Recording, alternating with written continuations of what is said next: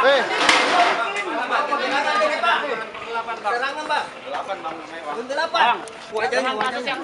Bang, sebentar bang. Bang. Weh, bang.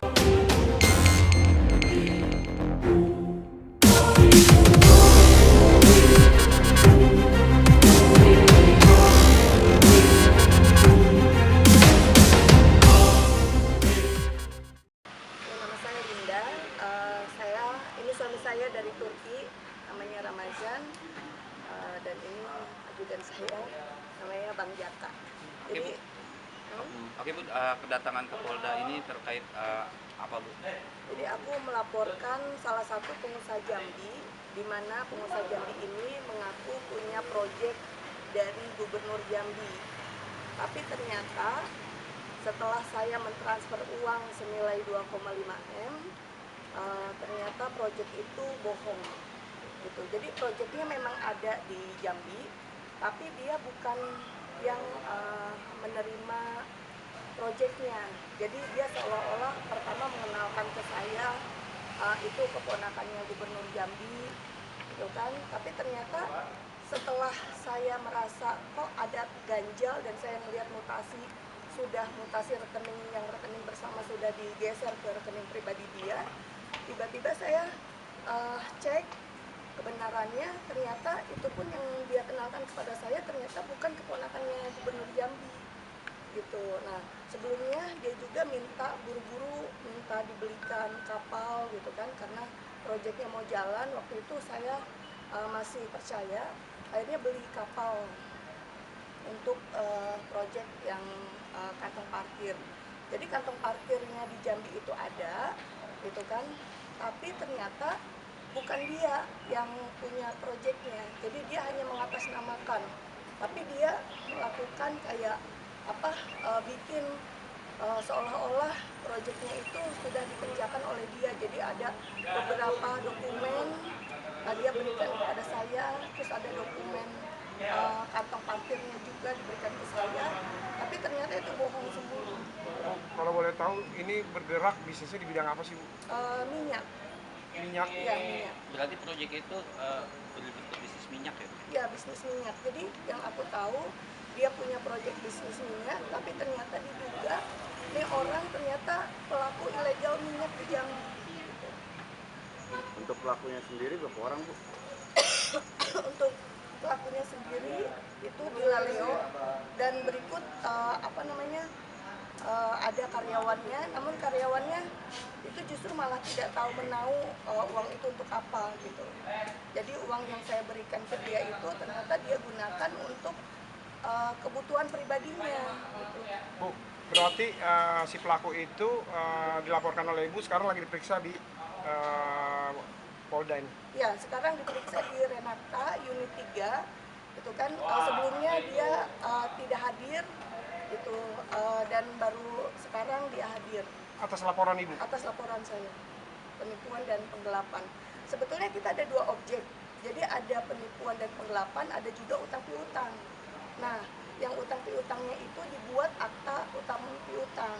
Nah, akta utang piutangnya pun itu sebetulnya masih ada sisanya, itu senilai 900 jutaan kalau akta piutangnya.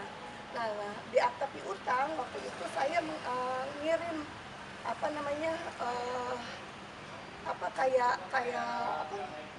yang papan bunga di Jambi. Saya kirim papan bunga ke Jambi itu sebanyak sekitar belasan lah, saya kirim papan bunga ke Jambi, ternyata viral di Jambi. Ternyata dia melaporkan saya undang-undang IT. Padahal sebelumnya saya sudah somasi. Saya sudah somasi, di somasi sudah jelas apabila dia tidak ada itikat baik kepada saya, maka dia siap untuk di media sosial, ke berita gitu. Dan dia tidak ada itikat baik sama sekali. Akhirnya ya saya kirim karangan bunga itu dan viral di Jambi gitu. Tapi saya dilaporkan undang-undang IT sama dia di Jambi, di Polda Jambi. Bu, yang membuat Ibu yakin soal pemberian uang tadi apa sih, Bu? Nah, yang membuat aku yakin, pertama dia memberikan dokumen bahwa dia mempunyai agreement sendiri dengan si keponakan gubernur ini. Jadi dia jelaskan semuanya, keuntungannya semuanya dia jelaskan. Bahkan kami bertemu dengan katanya keponakan yang sekarang saya baru tahu bahwa ternyata dari orangnya langsung, Bu, namanya Pak Arya. Pak Arya itu adalah yang punya proyek kantong parkir. Dan dia ternyata ketika ketemu dengan aku, dia hanya mencari investor, bukan di Laleo ini yang mendapatkan proyeknya gitu. Dia justru nggak tahu kalau aku ini investornya. Jadi aku tahunya di Laleo tuh komitmen, kita ketemu 3 kali, komitmen. Pantas saja aku tuh nggak boleh nanya apa-apa, karena memang aku nggak ngerti soal minyak, jadi aku percaya gitu.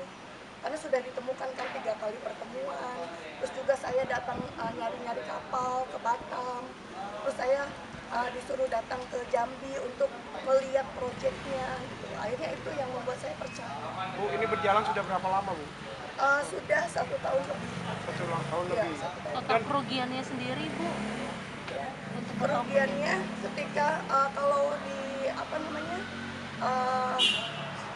rekening bersama itu 2,5 M gitu. Terus kalau di akta piutang totalnya 4,6 M gitu. Kalau secara bisnis itu kita sangat rugi ya, karena di bisnis itu perputaran uang tuh setahun itu bisa dapat lebih dari itu berlipat-lipat gitu. Tapi ini karena dia seperti itu, justru saya yang rugi banyak. Pertama, saya ketika saya WA nggak pernah dibales, saya harus berangkat ke Jambi. Di Jambi baru dia komunikasinya benar gitu. Terus saya harus banyak pengeluaran gitu. Jadi 1 rupiah pun enggak. Tapi dia sudah memutarkan uang saya, itu sudah mendapatkan keuntungan. Gitu. Dan diduga dia menjalankan proyek ilegal. Ibu tahu sejak kapan mulai Ibu tertipu dengan si pelaku ini? Ya. Jadi bulan Maret 2023 itu aku mengirim uang. Nah, di jangka waktu 2 bulan, aku merasa kok ada yang janggal gitu. Karena aku pernah bilang pada saat bikin rekening bersama, saya pernah bilang tolong emailnya masukkan nama email saya. Tapi ternyata dia tidak memasukkan email saya. Jadi dia dari awal sudah memang mau menipu gitu. Jadi email nggak masuk. Jadi ketika duit keluar, emailnya nggak masuk ke saya gitu. Nah, saya mulai janggal. Akhirnya saya cek mutasi. Begitu saya cek mutasi 2 bulan tuh uangnya udah habis gitu. Begitu saya cek ternyata dia alihkan ke rekening pribadinya gitu. Di situ saya mulai nggak langsung marah ke dia, tapi saya mulai cari tahu sendiri. Saya tanya, uang masih ada nggak? Dia bilang, uang masih ada Kak. Padahal saya sudah tahu uang itu nggak ada. Dari situ saya mulai tahu bahwa, oh ini orang memang bohong, pembohong. Tapi orangnya memang secara attitude, saya juga percaya secara attitude, sopan, baik gitu kan, tepat waktu.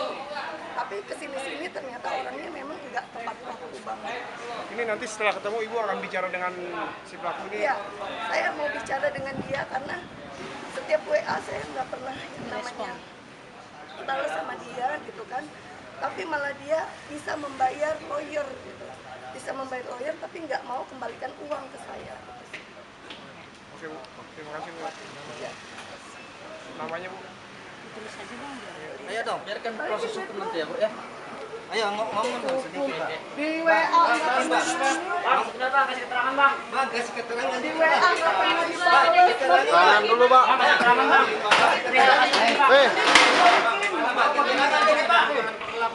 Bang. 8, Bang. 8. Wajahnya. Bang, sebentar Bang. Bang. Weh, Bang. Ini kapan dibalikin ha? Oke, Bang. Banyak Ini lagi bohongnya. mau masuk kan. Kapan hasil penipuannya tuh? Iya, Bang. Selesaikan. Banyak. Bang, selesaikan, Bang. Jujur Dan kayak dah, gini, Bang. Bang. Gue nggak pernah jahat sama lu, Bang. lu jahat sama gue ya. Ini nggak ada tanggapan nih bang. Lu nggak pernah. Nggak ada komentar, Bang. Komentar dong bang. Ya, udah ngambil ciut. Ya. Ngambil diem lu. Kawal tuh penjahat. Dia ngambil diem. Ngambil diem bang. Iya, ngambil diem. Manis, mintanya. Ngambil diem, ciut. Lu jahat sama gue ya. Kawal penjahat.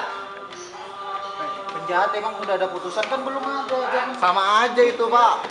hati-hati kalau ngomong. Kau yang hati-hati. Sama aja. Hati-hati gimana? Hati-hati gimana? Eh, jawab dulu bang, kalau dia masuk.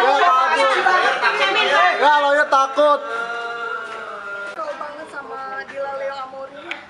Di WA nggak pernah dibalas, di telepon nggak pernah diangkat, nggak ada itikat baiknya. Aku dari awal aku marah-marah, wajar orang dibohongin gitu kan, dibohongin betul-betul dibohongin sama dia. Tapi dia sama sekali nggak ada itikat baik. Begitu aku kirim karangan bunga, malah dia buat laporan undang-undang IT. Makanya aku berharap semoga kepolisian dengan modus-modus kayak gini, modus-modus tidak mau membayar hutang, malah buat kriminalisasikan ke aku, itu harusnya ditangkap.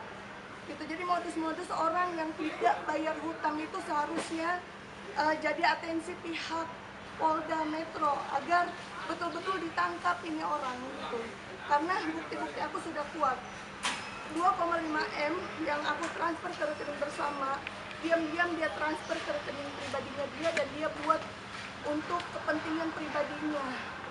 Mudah-mudahan pihak penyidik juga mempunyai integritas yang tinggi agar betul-betul kasus seperti ini modus baru, di mana modus baru ini ada orang yang menggunakan uang orang lain, lalu setelah itu dia malah kriminalisasikan kita, dia malah buat laporan undang-undang IT gitu kan. Tapi akhirnya dengan bukti-bukti yang ada, tadinya saya melihat dia punya anak kecil, saya kasihan, saya marah-marah wajar, tapi nggak pernah dia bales, nggak pernah dia ini angkat telepon saya, nggak ada itikat baik sama sekali. Akhirnya saya laporkan di Polda Metro. Saya harap penyidik betul-betul mempunyai integritas untuk betul-betul memberantas kejahatan modus seperti ini. Kita melihat juga kasusnya Bunga Jainal itu sama seperti saya. Jadi mudah-mudahan kasus-kasus seperti ini yang tadinya berteman baik, ternyata dia bohong, gitu kan? Ternyata dia menggunakan uang kita, akhirnya bisa tertangkap. Terima kasih. Aku sih sedikit lega sih udah marah-marah ke dia gitu kan. Tapi ya itu tadi dia tuh orangnya nggak kayak masa bodoh. Dia banyak bohongnya. Kayak contohnya dia bilang katanya di notaris dia tanda tangannya tidak ada akta tulisan notaris, padahal saya mempunyai bukti ada di situ jelas, saya foto semuanya gitu kan. Itu terus juga dia bilang sudah lunas, bukti pelunasan pun nggak ada. Sebelumnya kakaknya pinjam 5 miliar itu setelah dia bayar saya pakai akta pelunasan. Ini dia belum lunas sama sekali. Jadi di sini tuh ada 2 objek. Objek yang pertama adalah utang piutang, objek kedua adalah penipuan dan penggelapan. Awalnya saya tuh hanya menagih utangnya dia, tapi lama-lama dia ternyata viral tuh yang saya kirim karangan bunga. Ternyata dia laporkan saya akhirnya laporkan yang penipuan dan penggelapannya. Dia lupa bahwa saya menyimpan semua bukti-buktinya. Ibu boleh dijabarkan nama panjangnya siapa, Bu? Saya Linda Susanti. Terlapor namanya Dila Leo Amori. Awalnya bekerja sama ya Bu, alasannya Bu ya? Iya, jadi awalnya bekerja sama gitu kan, tapi ternyata dia nggak mau, intinya dia nggak mau balikin uang saya gitu. Intinya dia tidak mengembalikan uang saya, malah melaporkan saya gitu. Itu namanya Dila Leo Amori, dia ngakunya pengusaha Jambi. Itu ternyata ya itu tadi semuanya tuh bohong. Katanya saya dikenalin sama keponakannya Gubernur Jambi. Ternyata saya baru tahu kemarin-kemarin ternyata itu bukan keponakannya Gubernur Jambi. Jadi semuanya tuh aku tuh memang benar-benar dibohongin.